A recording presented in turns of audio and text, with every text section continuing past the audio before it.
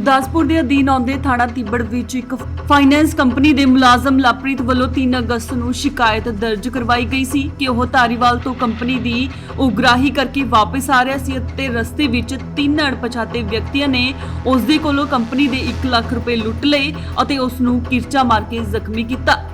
इस मामले की जांच पड़ताल करने तो बाद सामने आया कि फाइनेंस कंपनी के मुलाजम लवप्रीत ने कंपनी का 1 लाख रुपए आप हड़पन के लिए अपने 2 दोस्तों नाल मिल के इस लुट की साजिश नूं अंजाम दिता। उन्होंने दस्सिया कि फाइनेंस कंपनी के मुलाजम और उसके 2 दोस्तों को गिरफ्तार कर लिया और इन्हां दे खिलाफ ਵੱਖ-ਵੱਖ ਧਾਰਾਵਾਂ तहत मामला दर्ज करके अगली कार्रवाई शुरू कर दी गई है। 3 तरीक ਨੂੰ ਇੱਕ ਤਿੱਬੜ ਥਾਣੇ ਦੇ ਵਿੱਚ ਲਵਪ੍ਰੀਤ ਨਾਂ ਦੇ ਵਿਅਕਤੀ ਨੇ ਆ ਕੇ ਜਿਹੜਾ ਰਿਪੋਰਟ ਦਰਜ ਕਰਾਈ ਸ਼ਾਮ ਵੇਲੇ ਵੀ ਉਹ 1 ਲੱਖ ਰੁਪਇਆ ਸਬਕੇ ਕੰਪਨੀ ਦਾ ਜਿਹੜੀ ਕਲੈਕਸ਼ਨ ਸੀਗੀ ਉਹਦੇ ਕੋਲ ਉਹ ਕੋਈ 3 ਅਣਪਛਾਤੇ ਬੰਦੇ ਰੈੱਡ ਕਲਰ ਦੇ ਪਲਸਰ ਤੇ ਉਹਦੇ ਕੋਲ ਖੋਹ ਕੇ ਜਿਹੜੇ ਉਹ ਲੈ ਗਏ ਆ ਤੇ ਉਹਦੀ ਜਿਹੜੀ ਹੈ ਉਹਨੂੰ ਇਨਵੈਸਟੀਗੇਟ ਕਰਨ ਵਾਸਤੇ ਜਿਹੜੀ ਹੈ 2 ਟੀਮਾਂ ਬਣਾਈਆਂ ਗਈਆਂ SHO ਤਿੱਬੜ ਤੇ SHO ਧਾਰੀਵਾਲ ਦੀ ਨਿਗਰਾਨੀ ਹੇਠ ਜੋ ਕਿ SHO ਧਾਰੀਵਾਲ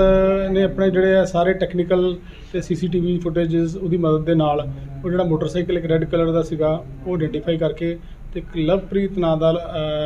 ਧਰਮਵੀਰ ਨਾਂ ਦਾ ਜਿਹੜਾ ਲੜਕਾ ਹੈ ਲੁਧਿਆਣੇ ਮਹੱਲੇ ਤੋਂ ਉਹਨੂੰ ਜਿਹੜਾ ਅਰੈਸਟ ਕੀਤਾ ਤੇ ਉਹ ਮੋਟਰਸਾਈਕਲ ਦੀ ਜਿਹੜੀ ਰਿਜ਼ੈਂਬਲੈਂਸ ਜਿਹੜੀ CCTV 'ਚ ਆ ਰਹੀ ਸੀ ਉਹਦੇ ਨਾਲ ਬਹੁਤ ਜ਼ਿਆਦਾ ਰਿਜ਼ੈਂਬਲੈਂਸ ਸੀਗੀ। ਉਹ 'ਚ ਕਾਫੀ ਪੁਆਇੰਟ ਸੀਗੇ ਜਿਹੜੇ ਉਹ ਨਾਲ ਉਹਨੇ ਰਲਾ ਕੇ ਦੇਖਿਆ ਤੇ ਉਹਦੇ ਬੇਸ ਦੇ ਉੱਤੇ ਉਹਦੀ ਫਿਰ ਪੁੱਛਗਿੱਛ ਅੱਗੇ ਕੀਤੀ ਤੇ ਉਹਦੀ ਪੁੱਛਗਿੱਛ ਦੇ ਵਿੱਚ ਜਿਹੜਾ ਇੱਕ ਸ਼ਰਨਜੀਤ ਨਾਂ ਦਾ ਆਲੋਵਾਲ ਨਾਂ ਦਾ ਵਿਅਕਤੀ ਜਿਹੜਾ ਉਹਨੂੰ ਅਰੈਸਟ ਕੀਤਾ ਗਿਆ। ਉਹਨਾਂ ਨੇ ਫਿਰ ਸਾਰਾ ਜਿਹੜਾ ਦੋਨਾਂ ਨੂੰ ਅਰੈਸਟ ਕਰਨ ਤੋਂ ਬਾਅਦ ਜਦੋਂ ਇਹ ਗੱਲ ਕਲੀਅਰ ਹੋਈ ਵੀ ਇਹਨਾਂ ਨੇ ਜਿਹੜਾ ਤੀਜਾ ਮਦਈ ਸੀਗਾ ਲਵਪ੍ਰੀਤ ਇਹਨਾਂ ਨੇ ਤਿੰਨਾਂ ਨੇ ਆਪ ਹੀ ਰਲ ਕੇ ਇੱਕ ਜਿਹੜੀ ਹੈ ਇਹ ਵਿਉਂਤ ਬਣਾਈ ਸੀ ਪੈਸੇ ਜਿਹੜੇ ਹੜਪਣ ਦੀ ਖਾਤਰ ਕੰਪਨੀ ਦੇ ਤੇ ਆਪ ਹੀ ਆਪਣੇ ਜਾਲੀ ਸੱਟਾਂ ਲਾ ਕੇ ਤੇ ਇੱਕ ਡਰਾਮਾ ਰਚਿਆ ਸੀਗਾ ਤੇ ਇਹ ਤਿੰਨਾਂ ਜਣਿਆਂ ਨੂੰ ਜਿਹੜਾ ਅਰੈਸਟ ਕਰ ਲਿਆ ਗਿਆ ਤੇ ਇਹਨਾਂ ਦੇ ਕੋਲੋਂ ਜਿਹੜੀ ਖੋਈ ਹੋਈ ਜਿਹੜੀ ਰਕਮ ਹੈਗੀ ਹੈ 99,500 ਰੁਪਈਆ ਉਹ ਲੱਖ ਰੁਪਇਆ ਨਹੀਂ ਸੀ ਉਹ 99,500 ਸੀਗਾ ਉਹ ਸਾਰੀ ਦੀ ਸਾਰੀ ਰਿਕਵਰ ਕਰ ਲਈ ਗਈ ਹੈ। ਇੱਕ ਟੈਬ ਤੇ 2 ਜਿਹੜੇ ਮੋਟਰਸਾਈਕਲ ਜਿਹੜੇ ਯੂਜ਼ ਹੋਏ ਇਸ ਵਾਰਦਾਤ ਦੇ ਵਿੱਚ ਉਹ ਵੀ ਰਿਕਵਰ ਕਰ ਲਏ ਗਏ ਆ ਤੇ ਹੋਰ ਵੀ ਇਨਵੈਸਟੀਗੇਟ ਕੀਤਾ ਜਾ ਰਿਹਾ ਵੀ ਇਹਨਾਂ ਨੇ ਜੇ ਕੋਈ ਹੋਰ ਵੀ ਕੋਈ ਇਦਾਂ ਦੀ ਕੋਈ ਵਾਰਦਾਤ ਕੀਤੀ ਹੋਵੇ ਤੇ ਉਹਦੇ ਬਾਰੇ ਵੀ ਇਨਵੈਸਟੀਗੇਟ ਅੱਜ ਜਿਹੜਾ ਇਹਨਾਂ ਦਾ ਪੁਲਿਸ ਰਿਮਾਂਡ ਲੈ ਕੇ ਇਹਨਾਂ ਨੂੰ ਪੇਸ਼ ਕਰਕੇ ਪੁਲਿਸ ਰਿਮਾਂਡ ਇਹਨਾਂ ਦਾ ਲੈ ਕੇ ਤੇ ਜਿਹੜਾ ਵੈਪਨ ਦੇ ਨਾਲ ਇਹਨਾਂ ਸੱਟਾਂ ਲਾਈਆਂ ਸੀ ਉਹ ਵੀ ਰਿਕਵਰ ਕੀਤਾ ਜਾਵੇਗਾ ਤੇ ਹੋਰ ਵੀ ਇਹਨਾਂ ਕੋਲ ਅੱਗੇ ਜੇ ਕੋਈ ਆਸ ਹੈ ਵੀ ਹੋਰ ਵੀ ਇਹਨਾਂ ਦੇ ਕੋਲ ਕੁਝ ਪਤਾ ਲੱਗੇ। ਜਿਹੜੇ ਨਹੀਂ ਮਦਈ ਦੇ ਨਾਲ ਦਾ ਜਿਹੜਾ ਸ਼ਰਨਜੀਤ ਇੱਕ ਹੈ ਉਹ ਪਹਿਲੇ ਇਹਦੇ ਨਾਲ ਸਬਕੇ ਦੇ ਵਿੱਚ ਕੰਮ ਕਰਦਾ ਸੀਗਾ ਬਟ ਹੁਣ ਉੱਥੋਂ ਛੱਡ ਕੇ ਕਰੀਬ ਸਾਲ ਕੁ ਪਹਿਲਾਂ ਇੱਥੋਂ ਛੱਡ ਗਿਆ ਸੀਗਾ। ਹੁਣ ਇੱਕ ਫਿਊਜ਼ਨ ਕੰਪਨੀ ਹੈ ਦਸੂਹੇ ਦੀ ਹੁਣ ਫਿਊਜ਼ਨ ਕੰਪਨੀ ਦੇ ਵਿੱਚ ਉਸ ਤੋਂ ਬਾਅਦ ਕੰਮ ਕਰਦਾ ਸੀ ਉਹ ਛੱਡ ਕੇ। ਇਹਨਾਂ ਨੇ ਆਪਸ ਦੇ ਵਿੱਚ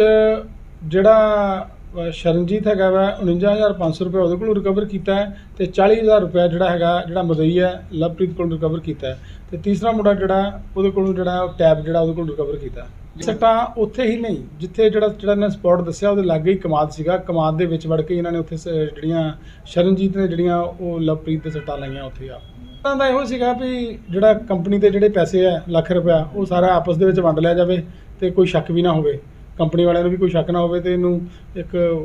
ਜਾਲੀ ਵਾਰਦਾਤ ਬਣਾ ਕੇ ਤੇ ਉਹ ਸਹੀ ਤਰੀਕੇ ਨਾਲ ਪੇਸ਼ ਕੀਤਾ ਵੀ ਜਿਹੜਾ ਕੰਪਨੀ ਵਾਲਿਆਂ ਨੂੰ ਇਹਦਾ ਪਤਾ ਨਾ ਲੱਗ ਸਕੇ ਤੇ ਪੈਸੇ ਹਜਮ ਕਰ ਜਾਣ। ਬੰਦੇ ਜਿਹੜੇ ਅਰੈਸਟ ਹੋ ਚੁੱਕੇ ਨੇ।